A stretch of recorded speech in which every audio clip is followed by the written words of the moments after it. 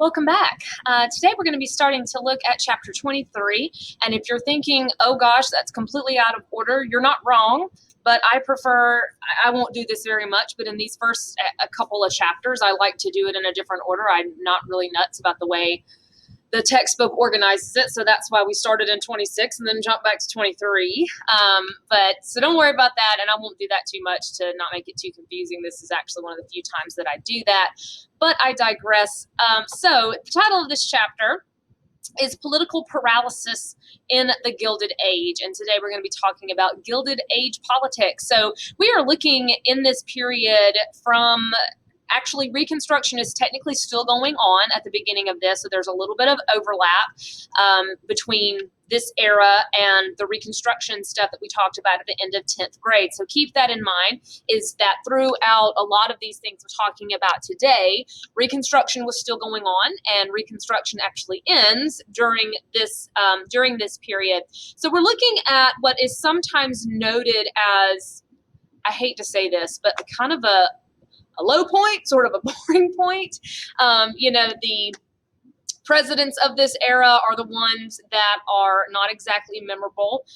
For example, if I, say Abraham Lincoln, or I say John F. Kennedy, or I say Franklin D. Roosevelt or something, most people kind of, can at least get an image in their head. But if I say Chester Arthur, if I say James Garfield, if I say Rutherford B. Hayes, you all go, was that even a president? You see what I'm saying? So it's not like there's nothing going on, but the issues were just kind of different. And it was also an age of a lot of growing pains, a lot of things happening that, as the United States kind of transcends from sort of one version of itself to a more modern version of itself. It really is a watershed moment, a watershed period where the United States is growing and changing and emerges out of this, in a more modern direction. But there is this kind of political stagnancy, is that the word? Political stalemate that's happening, where it kind of seems as if there's not a whole lot of big actions taking place because political parties actually didn't differ all that much on some of the things that they thought. So we're going to take a look at this political stalemate, at this political paralysis, and see what exactly were the issues, if any, what was causing this political paralysis, and how did each of the political parties feel about these things. And that will lead us to these questions kind of coming to a head, and more questions needing to have a definite answer by the turn of the century. So first, let's talk about this idea of the Gilded Age. The Gilded Age, the word gilded, I think of it as, if something is gilded, then it's shiny and it's pretty and it's beautiful perhaps on the outside, but on the inside, it's maybe not so nice. Maybe, think of like a piece of costume jewelry that's very, very beautiful, but it's not made of very good metals, and, it's just a piece of plastic or cut glass, so it's not, incredibly valuable, or it might look really nice, although it might look really nice. It's sort of a good on the outside, not good on the inside.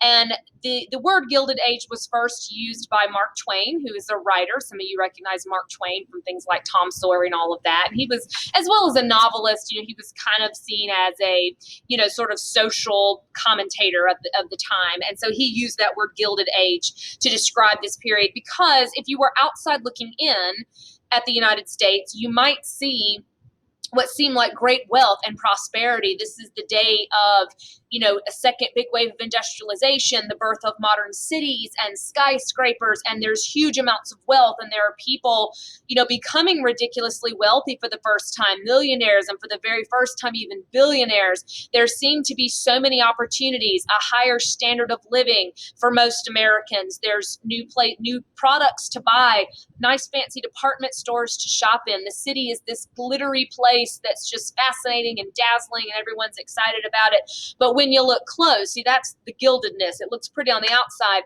but when you look a little closer, you would see corruption. You would see scandals. You would see, people getting rich, but people getting rich off of, the hard labor of other people who are not benefiting from it, that are just toiling away in squalor in factories and, just being, devastated economically. You would see, elections just being bought out by big party bosses and things like that, because all this is happening, this growth of business and such, in a time when it's not being regulated. The government doesn't have too much to do with it. So there's all kinds of unethical things and what we today would be illegal things going on. So that's what I mean by gilded. Like, it looks nice on the outside, but there's a lot of ugly stuff going on underneath that. You have, again, this sort of, forgettable presidents, not a whole lot of huge national action taken on certain things. Political parties didn't even really focus so much on the issues. Those really weren't the things that they ran on. That wasn't the thing that everybody kind of cared about. I'm sorry, I got ahead of myself. I always do that. So the Gilded Age, all that stuff I just described was the Gilded Age. It describes this period, late 19th century, roughly the end of the Civil War, until about 1900 or so, and it's marked by seeming prosperity, but also a lot of corruption, scandal, a lot of bad things. Political parties not really taking a lot of action on things. It's really kind of an era of inaction, of very conservative government from both sides, both Democrats and Republicans, all very hesitant to do a lot of big things, hesitant to really take a lot of sweeping action and a lot of reforms, and they don't disagree about a whole lot of stuff. Well, we just said they don't disagree on a whole lot of things, and that is a great deal true. But we want to talk about some of the things that the two parties did kind of stand for and where they do kind of fight some stuff out. And this, again, is one of the reasons why they don't take a lot of action on stuff, is because they don't just have huge disagreements about things, but also both parties, regardless of what they think of the issue, they both believe, it's just a sign of the times, they believe in a much more limited government than a lot of people might today. There is simply a belief that the government, the federal government, does not have a place, does not have a responsibility, does not, even some cases, even have the power or the authority to regulate business and to try to deal with some of these things. So our two major political parties at this time are still Republicans and Democrats. Republicans, their kind of main campaign strategy throughout the Gilded Age is doing something that gets called waving the bloody shirt. And what that means is invoking memories of the Civil War to gain votes and to sort of brand themselves. And it came from a candidate, and I can't remember his name or what he was running for, but who was a Civil War veteran, as a lot of people were in these days. And he literally had his shirt with bloodstains on it where he had been shot during a battle. And he literally pulled it out in a campaign speech and waves it around, saying, this is how much I love my country. This is how loyal I am to my country. You should vote for me. So that became kind of a common tactic, perhaps not literally waving your bloody shirt like that first guy did, but it's kind of like saying, we are the Republicans. We are the party of Lincoln. We are the party of union. We are the party that saved the union, invoking all of those things in order to gain support and to get people's votes and to sort of identify themselves and give themselves a brand. I set my notebook down on it, and that wasn't a good idea. Okay. So that's kind of what the Republicans say. Republicans in these days are similar as they were before, typically a party that favors business, a party that favors economic growth. And while both parties are reluctant to support a lot of government intervention to promote those things, Republicans certainly would have supported that more and would have said there needed to be, a climate, or the government needed to create a climate where business would be successful. But for the most part, they believe the way you do that is by leaving them alone. Let businesses do what they want to do. So that's kind of their motto, and they're going to be really strong in the northern areas, particularly in cities. They're not going to get hardly any support in the South. We've talked about that in the Reconstruction era. So that's kind of what your Republicans, how they add up in this time. Democrats, their identity, kind of how they are trying to, brand themselves and what they're saying about their platform and all of that. Democrats are going to get their support from, one, the South. As we've talked about in the Reconstruction era, we know that the South is going to be a stronghold for them, what they would call the solid South, certainly after the South is redeemed after Reconstruction. And that will be the case into the mid-20th century. That's not going to change until really about the 1960s will that change. So they can definitely rely on support coming from that solid South. But they will also have support in the North, mainly from big cities through what were called political machines, which would be very prominent throughout a lot of big cities, New York and Chicago, and even smaller ones could be run by political machines. political machines are basically political organizations, usually run by kind of the party boss, like you see this guy here. And they demand loyalty. They kind of get what they want, get their agenda through by winning people's loyalty and rewarding them with jobs. It's a system of rewarding people with jobs. You may remember we talked about back with the Andrew Jackson stuff about the spoil system. That system is still being used at this point and really doesn't get called the spoil system too much in this period for some reason. It gets called patronage or party patronage. Party patronage, it was that system of fierce loyalty and that you were loyal to your party. You supported the Republicans or you supported the Democrats, and you voted for them, and you made sure all your buddies voted for them, and you attended campaign events, and you gave people favors, and you did whatever so that they would get elected, not because, oh, if they get elected, they're going to pass laws that I like. It's if they get elected, I get to keep my job. I get to keep my city position. I get to keep my seat on this council, my seat on this commission or something like that. So it's this system of reward. Remember the spoil system, giving out jobs to people that are loyal to you. And that's how these parties got votes. It wasn't because they said, hey, I'm going to fix the city. I'm going to pass new taxes. I'm going to get rid of taxes. It's all, if they keep power, you keep your job. If we lose power, you'll lose your job. And that's what ultimately people are really voting for. And you can see how that could be easily criticized as being not a very good way to do things. But it is that system of fierce party loyalty. And, if you're not doing what you're supposed to do, you're out of line. The party and the party boss and all the deputies and all those people could make life, pretty difficult. And it was that patronage and that spoil system and that desire to keep jobs and all of that, that is what really dominates politics. That's why people cared about who won the election. It wasn't about, I care about who wins the election because I don't want my taxes to go up, or I don't want this new program to be passed, or I want something done about this. Is, am I going to be taken care of? Because in these days, you took care of the people that voted for you. You took care of the people that were going to help you out and get elected. Those are the people that you would help out in some kind of a way.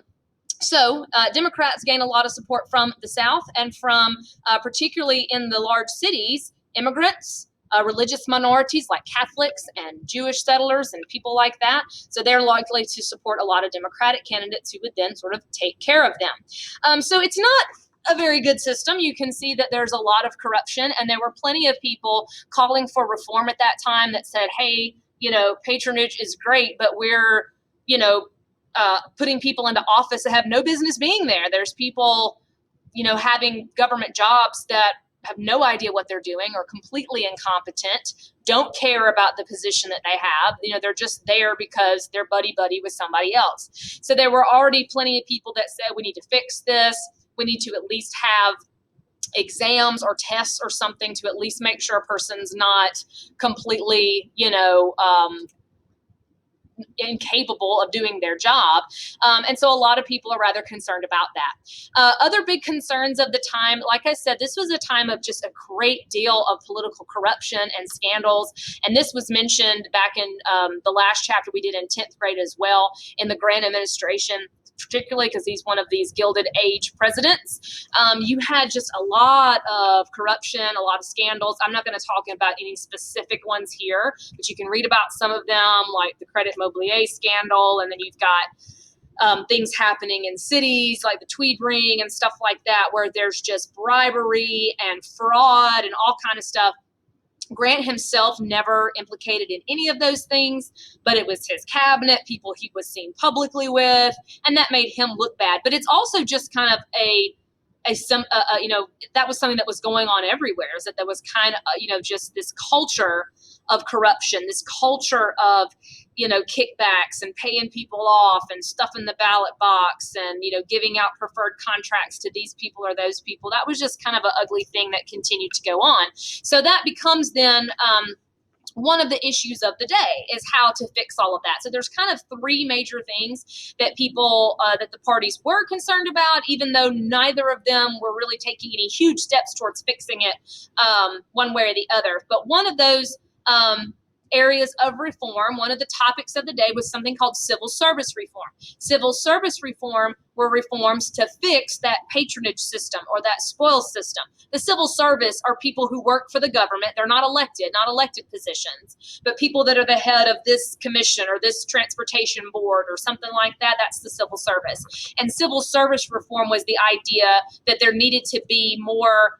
qualifications, there needed to be more oversight of those things so that people being appointed to those jobs were not completely incompetent, as I was saying. The first major piece of legislation towards civil service reform was a law called the Pendleton Act, passed in 1883. The Pendleton Act, among other things, the main thing that it did was it instituted what were called civil service exams, which are basically tests saying that if you're going to have one of these jobs, you have to at least pass this test first to prove that you're competent, to prove that you at least kind of know what you're doing. So those tests were kind of seen as a step in the right direction. Plenty of people still criticized it. Plenty of people still said it wasn't quite enough. But that was kind of the first big step towards some civil service reform. Interestingly enough, the Pendleton Act got passed after, and you'll read about this, or hopefully I encourage you to read about this. One of the presidents of this age was President James Garfield. And you may not know, because he's the one people always forget. James Garfield is one of the few American presidents to have been assassinated. And he was assassinated by a man who was, disturbed. But he was disturbed. One of the reasons that he was so disturbed, or what set him off, was that he felt Garfield owed him a job and he didn't get the job, so he killed him. And it was after that people said, whoa, this has gone way too far. If that whole patronage thing, caused someone to assassinate the president, maybe we need to do something about it. So it's actually got a lot of support, and people kind of started supporting it, including Garfield's successor, Arthur, after Garfield's assassination. So that kind of, wisen people up to how bad that situation had gotten. The other major area of controversy and reform, kind of big issue, was tariffs. We talked about tariffs a lot last year. Tariffs, of course, are taxes on imports, and tariffs were typically favored by Republicans and businesses, which are typically going to be Republican, for the same reason we talked about last time. Tariffs were meant to discourage foreign competition. If we slap taxes on goods made by our foreign competitors, then that gives us an advantage. People will be less likely to buy those goods made by our foreign competitors and more likely to buy goods from us. Tariffs, just as they were prior to the Civil War, are just as controversial now, or in this point, as they were then. Westerners, farmers, Southerners, people that are not rich and wealthy business folks tend to hate tariffs because it just means higher prices on manufactured goods to them. So we'll continue to talk about how tariffs were a big issue. The other big issue, and this is the one that's eventually going to become, the one, and that's the currency issue, the currency debate. Now, this has its origins in the Civil War. If you think back, and I will, if I remember, I'm going to link in the description box the video that talks about this from 10th grade, about this whole greenback thing, because it goes back to that. So in the Civil War, if you remember, the United States, issued what were called greenbacks. That's paper money backed by credit. Paper money in these days was not typically used. Paper money was something that you kind of used on a temporary basis when there was a financial crisis, like the Civil War. And I mentioned in that video that those greenbacks would later cause a big controversy, and that happens almost immediately because there were a lot of people that liked those greenbacks, that liked the greenbacks being out in circulation, that liked having more money out there. And it was those people, like farmers, it was people that were poor, people that were usually the ones that didn't have a lot of money, people that needed money, that were always in debt. They liked the greenbacks because that meant there was more money around. It causes inflation, and they liked that. Well, eventually the greenbacks would be withdrawn. So there's the issue about the greenbacks. Again, those came from the Civil War era. Some people really liked them. A little bit after the war is over, the greenbacks are going to be withdrawn. And people that liked those greenbacks say, we want more greenbacks, or we want something like that to increase the money supply. And so that begins this debate over monetary policy or currency, this issue between the people that wanted what's called hard money or even sound money. These are the people that don't like the greenbacks. These are the people that want to stay on what we call the gold standard. They want all the money to be, hard money, gold, sometimes that's called specie. These are oftentimes are usually going to be wealthier people, your business owners, bankers, people that don't want inflation, because inflation means that the value of your money goes down. People with money, bankers and businessmen and people like that, they don't want the value of their money to go down. So they're going to want to stay on that gold standard. They don't want inflation. So it's kind of your richer upper class folks saying we want hard money or sound money. We don't want inflation, versus these farmers and poorer people that want greenbacks. And then it kind of changes from greenbacks to other things. In the 1870s, some of those folks even formed a political party called the Greenback Party. And they were a political party, didn't last very long, but they were running on that issue of we want greenbacks back. We want more of that. But it, doesn't work out for them. It eventually disbands. The party dies away, but the idea doesn't. What they stood for does not. The idea that there should be more money in circulation, the idea that the government should be not just on the gold standard, there should be some other form of currency. And once they get off of greenbacks, we're going to see later they will move to, or we saw with the populists. Okay, I forgot we've already done that. The populists, remember their thing about currency was silver. They wanted the government to coin silver. That's basically the same argument that the greenbacks had. The populists have part of their roots in that old greenback party. Some of them may have actually come from that, because once you sort of leave the idea of the greenbacks, they move towards, okay, if we're not going to do greenbacks, let's coin silver. That's sometimes called bimetallism. They wanted gold and silver coinage, not just gold coinage. So that issue over money and whether or not there should be inflation versus deflation, hard money versus softer money, paper money or silver money, that becomes the issue. That becomes the most divisive issue since the slavery thing. And we will look next time at how that eventually comes to a head, and how the issues of businesses and banks and urban areas and all of that eventually triumph over the issues of the farmers and the poorer people and all of that. So we'll get back to those populists next time and see how all of that plays out in the end.